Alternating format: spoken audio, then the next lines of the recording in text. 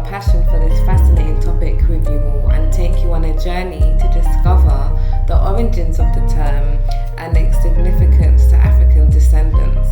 From ancient Nubia to contemporary interpretations, we'll delve into the many facets of this intriguing topic. Please don't forget to subscribe and turn on notifications so you never miss a video from us. Thanks for joining us, and let's explore the world of Nubian together. Uncovering the meaning of Nubia/Nubian.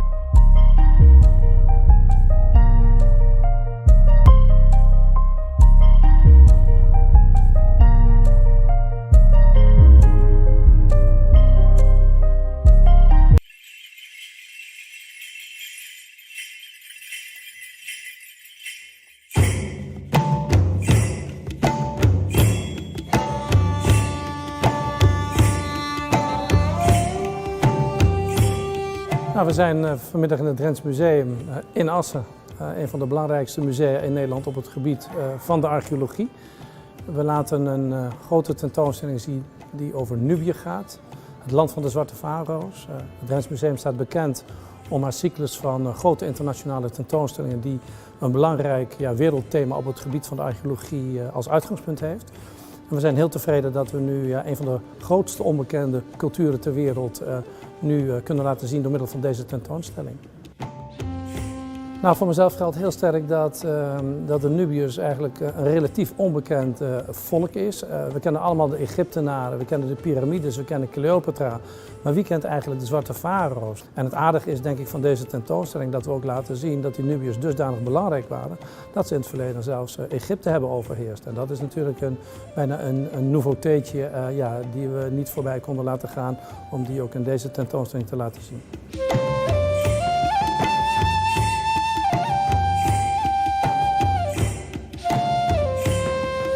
Ik sta hier op dit moment naast het standbeeld van koning Senkermanisken. En Senkermanisken die was koning van Nubië nadat de Nubiërs hun controle over Egypte weer waren verloren. En dat is bijzonder, want dat zie je eigenlijk niet af aan het standbeeld. Als je kijkt naar het standbeeld en de kroon die hij draagt, dan zie je twee symbolen op zijn voorhoofd zitten. En die symbolen dat zijn opgerichte cobra's. Elke cobra op zijn voorhoofd staat voor het koningschap over Nubië en over Egypte.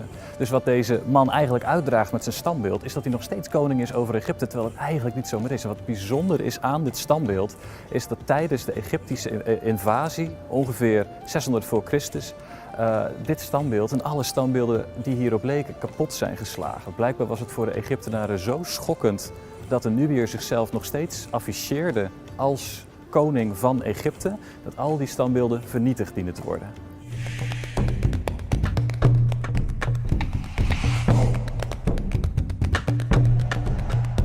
In het midden van deze vitrine kijken we eigenlijk naar een van de topstukken van deze tentoonstelling. Wat we zien is een kristallen hanger met daarop een gouden hoofdje van de godin Hathor. En het voorwerpje is misschien nog geen 5 centimeter groot, maar tegelijkertijd is dit heel erg kleine amuletje een toonbeeld van een extreme vakkundigheid in het maken van sieraden. De hoeveelheid detail die zit in het gouden hoofdje is bijna ongeëvenaard. Het lijkt haast massief te zijn omdat er geen productiesporen of laat staan productiefouten zichtbaar zijn, maar toch is het gesoldeerd. Maar wat bijzonder is aan dit specifieke amulet, als je goed kijkt naar wat er in dat stukje kristal zit, dan zie je een metalen cilindertje. We weten niet precies wat dat is, want als we het open zouden maken, dan zou het amulet kapot gaan. Maar het is heel goed mogelijk dat er een of andere toverspreuk of iets dergelijks staat op dat metalen stukje in die kristallen hanger.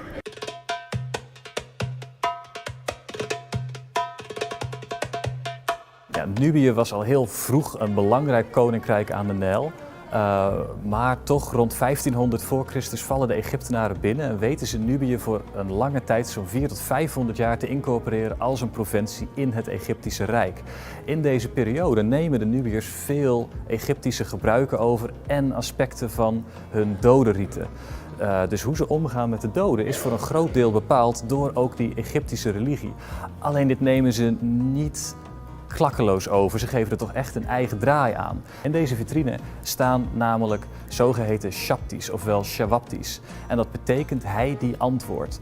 Dat zijn beeldjes die mee werden geplaatst in het graf, die landarbeid moesten verrichten voor de overledene in het hiernamaals. En het is ook mogelijk dat ze net een wat andere rol hadden, maar dat het meer moet worden gezien als wachters die de overleden koning beschermen.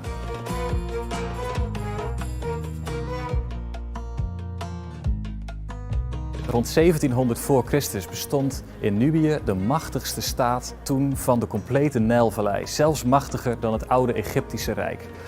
En dat was namelijk het koninkrijk van Kerma. En hoe die koningen van Kerma die macht uiten, dat was best bijzonder. Want tijdens die begrafenis kozen ze ervoor om zichzelf te laten opbaren op begrafenisbedden te midden van een grafheuvel, omringd door mensenoffers. Honderden mensen werden soms gelijktijdig om het leven gebracht om ook mee te worden begraven in die grafheuvel. En die begrafenisbedden zelf, die waren ook best bijzonder. Wat we hier zien is een gouden omhulsel eigenlijk van een beddenpoot van zo'n begrafenisbed. En dat is uitgevoerd in de vorm van een runderhoef. Runderen, maar ook andere dieren waren zeer belangrijk in de religie van dat koninkrijk van Kerma. Soms werden ook honderden of soms wel 1000 stuks vee ook mee begraven met die overleden koningen.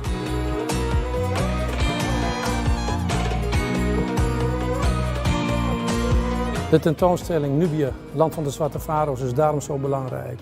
Omdat je als het ware in de tentoonstelling de Sahara betreedt. Je loopt door de woestijn, door het piramidale landschap van Nubië. En tijdens die wandeling ontmoet je de schoonheid van het land in optima forma. En ik denk dat het voor de bezoeker een absolute uitdaging is, maar vooral een ervaring van pure schoonheid.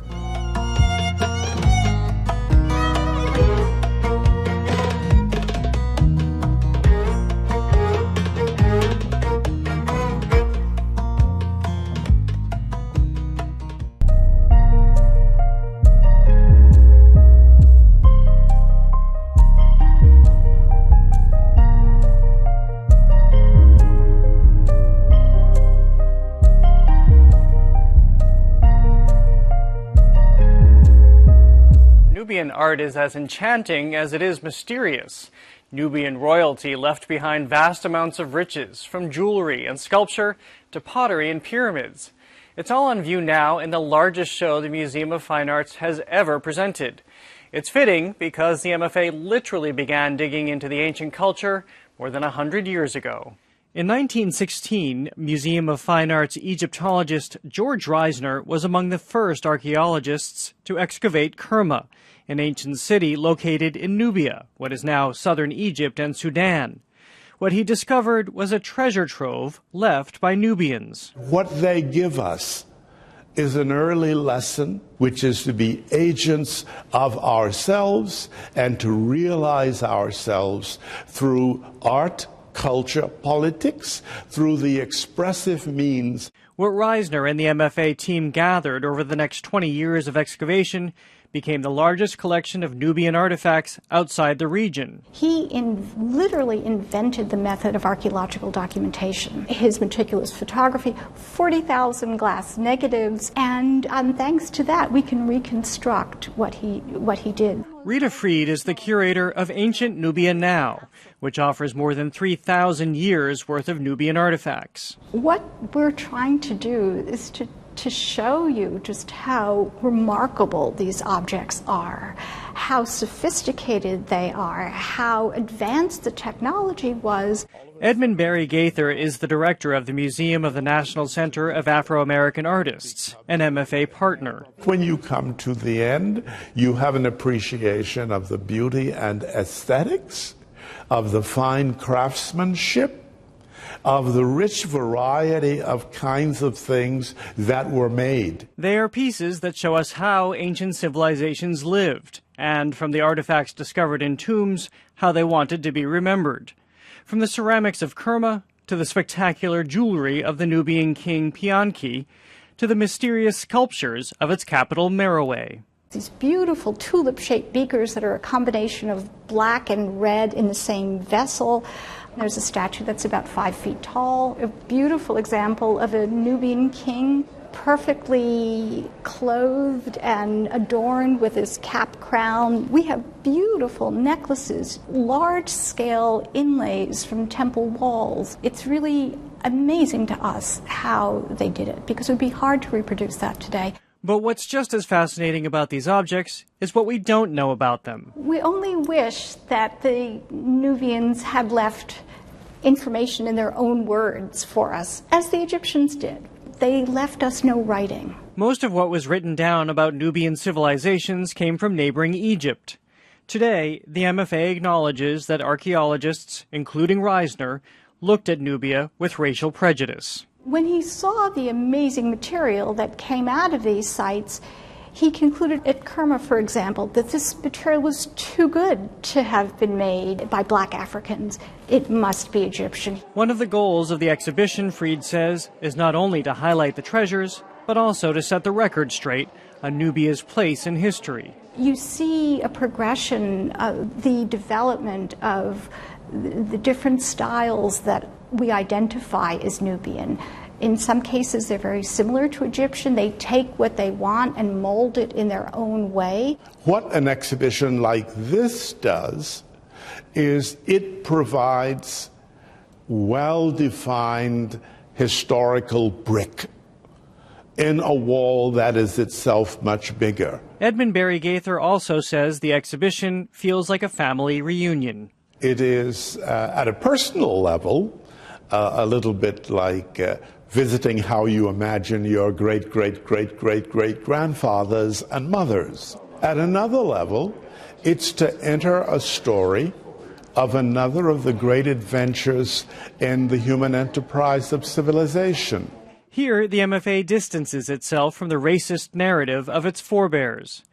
Nubia no longer lives in the shadow of Egypt, but as an equal civilization that rose, conquered, and created on its own terms. These people, at every point, had a sense of participation in the world of their times.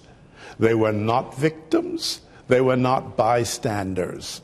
They had interest, and they acted to realize those interests.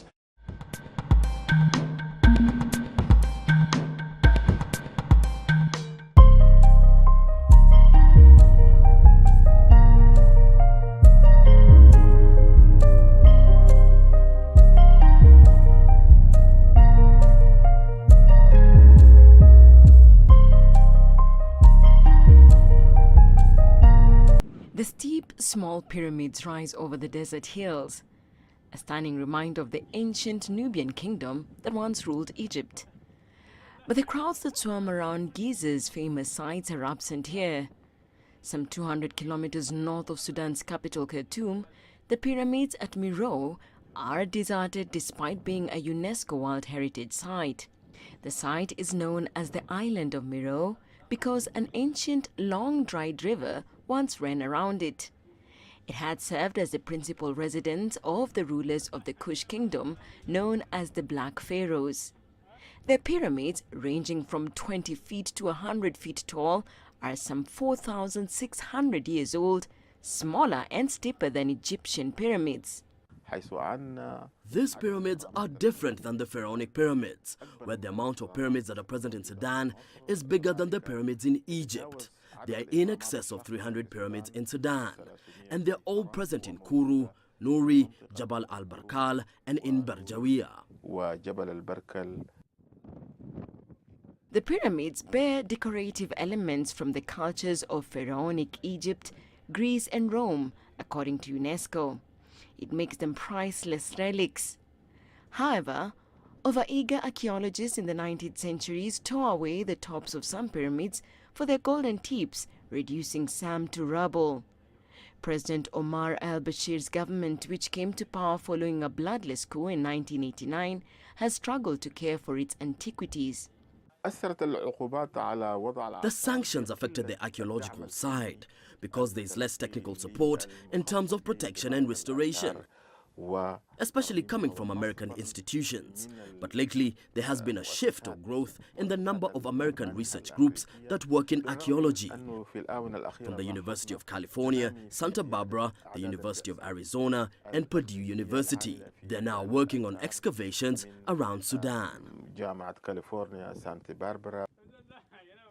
Oil-rich Qatar has pledged $135 million to renovate and support the country's antiquities programs in the last few years. But that would not be enough, according to Omar.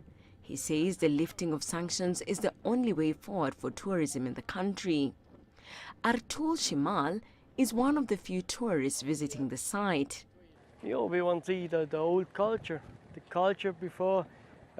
Our culture was so small, and here they have a very big culture before more than 2,000 years. With its pyramids, Meroe is a monument to the intertwined history of Egypt and Sudan. Egypt ruled what is now Sudan for 5 centuries. Meroe was flourishing as the center of an African kingdom by about 400 BC. Susan Mungeli, CCTV.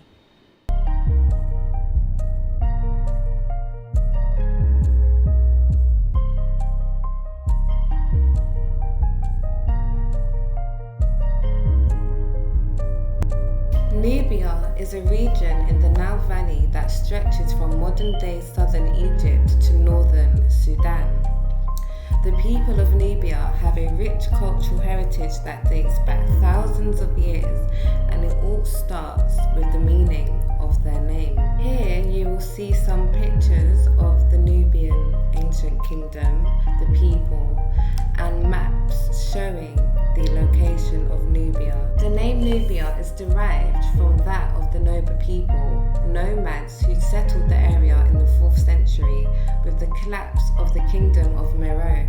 The Nuba spoke a Nilo-Saharan language ancestral to Old Nubian.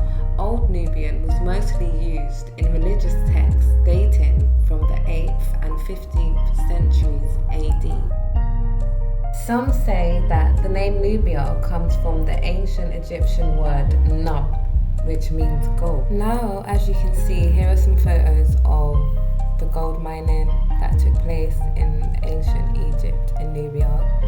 Some say that some of these gold mines are still abandoned today. Some of these gold mines were around the ancient city of Kush, which was an important center of trade and industry in Nubia.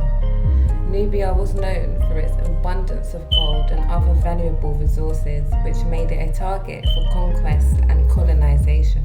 Despite centuries of outside influence, the people of Nubia have managed to maintain their distinct culture and traditions. Most people say that the Nubian culture is rooted in a deep sense of community and respect for one's elders and ancestors.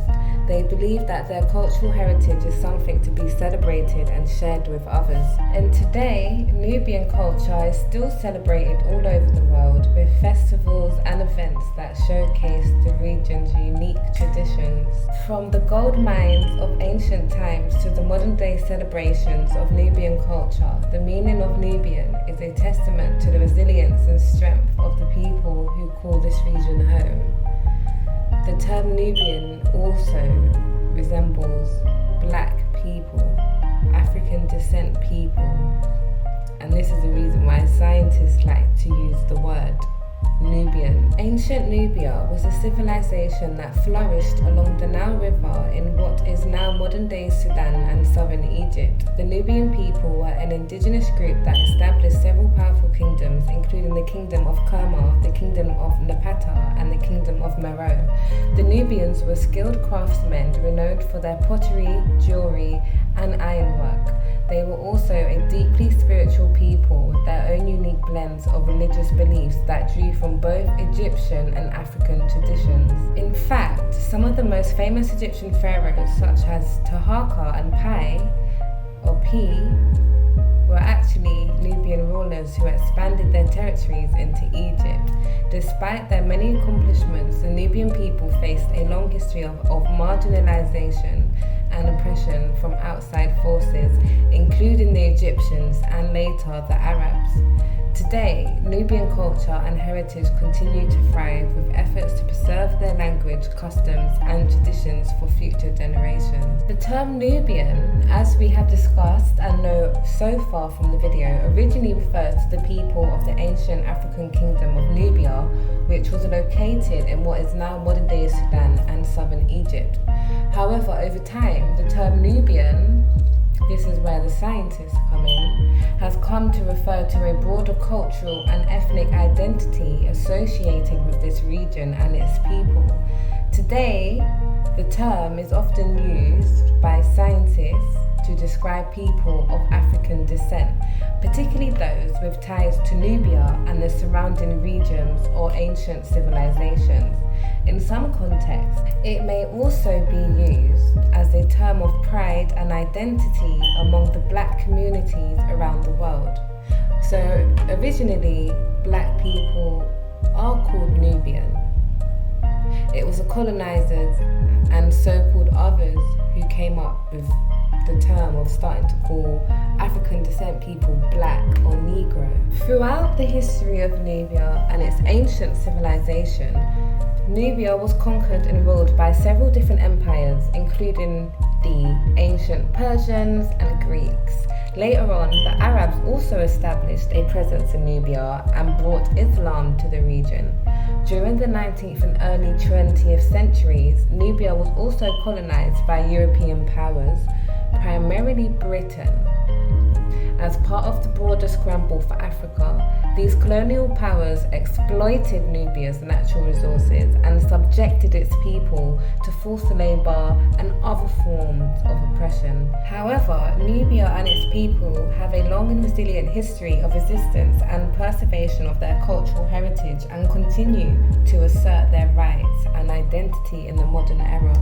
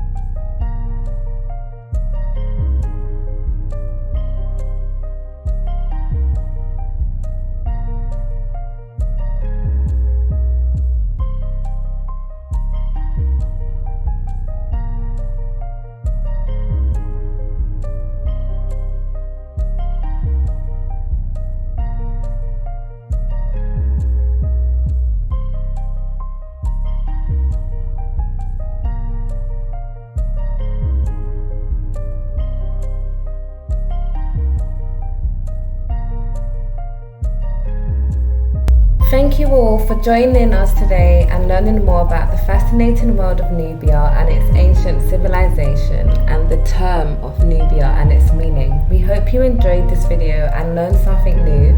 If you have any questions or comments or suggestions for future topics, please leave them down in the comment section below.